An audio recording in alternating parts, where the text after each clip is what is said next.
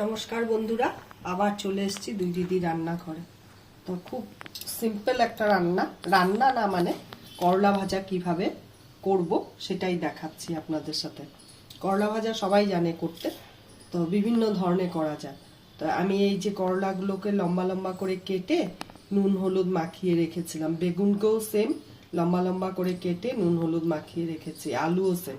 তো আমরা তো দুজন লোক, তো অল্পই ভাজা করব, তো তার জন্য সব নুন হলুদ মাখানো আছে, আর আমি এটার মধ্যে হলুদ দেব না।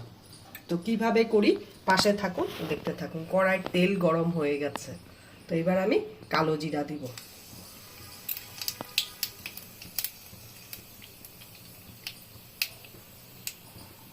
এবারে একটা কাঁচা লঙ্কা, চেরা কাঁচা লঙ্কাটা তেলের মধ্যে দিয়ে দিব। সবার প্রথম করলাটাকেই দেব। একটু ভাজাটা না একটু তেল তেলা হবে।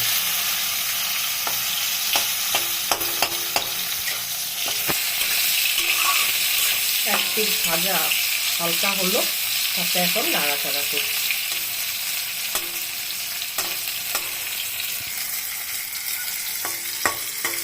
এই অবস্থায় আমি আলুটাও দিয়ে দিই।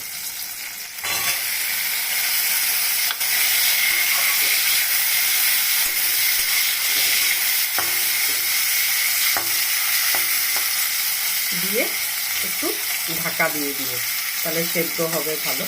এমনি নুন মাখানোতে নরম হয়ে গেছে। দিয়ে গ্যাসের আঁচটাকে একটু কমিয়ে দিব হালকা, এই যে এইভাবে রাখবো। দিয়ে এখন 1-1.5 মিনিট ঢাকা থাকবে। 1.5 মিনিটের একটু বেশি হয়ে গেছে, এখন ঢাকাটা তুলব। আলু করলা সব ভাজা হয়ে গেছে সুন্দর করে।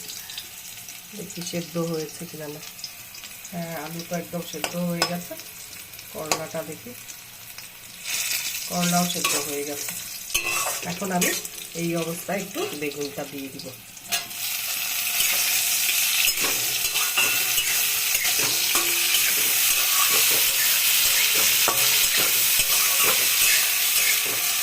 দিয়ে আর একটু ঢাকা দিয়ে দিব, বেগুনটা তাহলে সুন্দর করে মজে যাবে।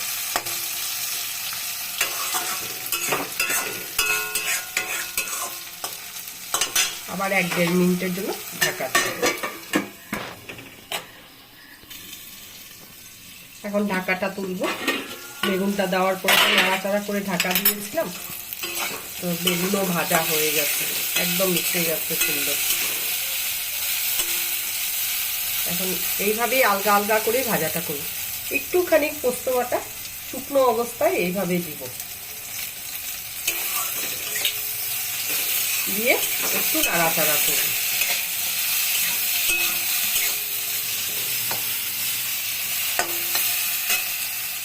আর একটু চিনি দেব, অল্প।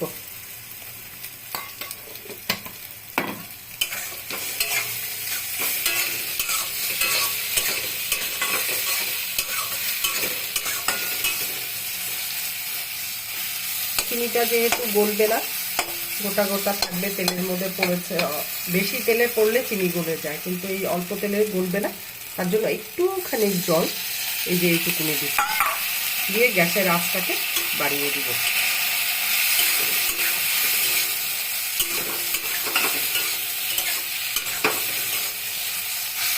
এটা যদি বেশি করে করা যায় না, যারা তিতো খেতে ভালোবাসে তাদের তো খুব ভালো লাগবে। এটার মধ্যে একটু মিষ্টি কুমড়াও দেওয়া যায় এইভাবে লম্বা লম্বা করে কেটে।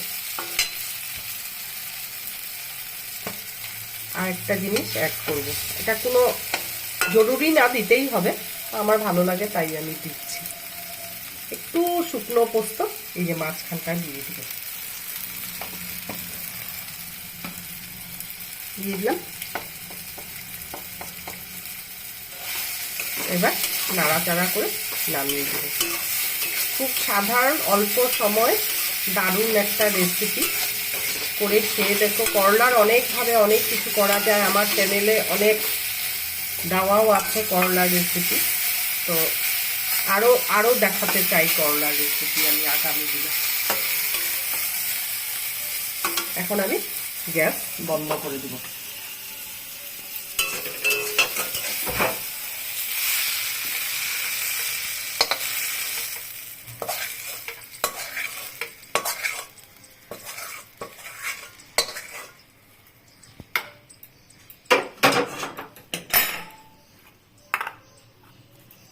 এই যে আমার করলা বেগুন আলু রেসিপিটা কেমন লাগলো কমেন্ট করে অবশ্যই তোমরা বলো। আর ইউটিউব থেকে দেখলে পরে চ্যানেলটাকে সাবস্ক্রাইব করো আর সে কমেন্ট করে বলো। আর যদি ফেসবুক থেকে দেখো, ফেসবুকের বন্ধু বান্ধবদেরকে বলছি, দাদা দিদি যারা যা দেখছে, ভাই বোন সবাইকে বলছি, প্লিজ প্লিজ আমার চ্যানেলটাকে গিয়ে ভিজিট করবেন আপনারা। আর ভালো লাগলে পরে সাবস্ক্রাইব করবেন।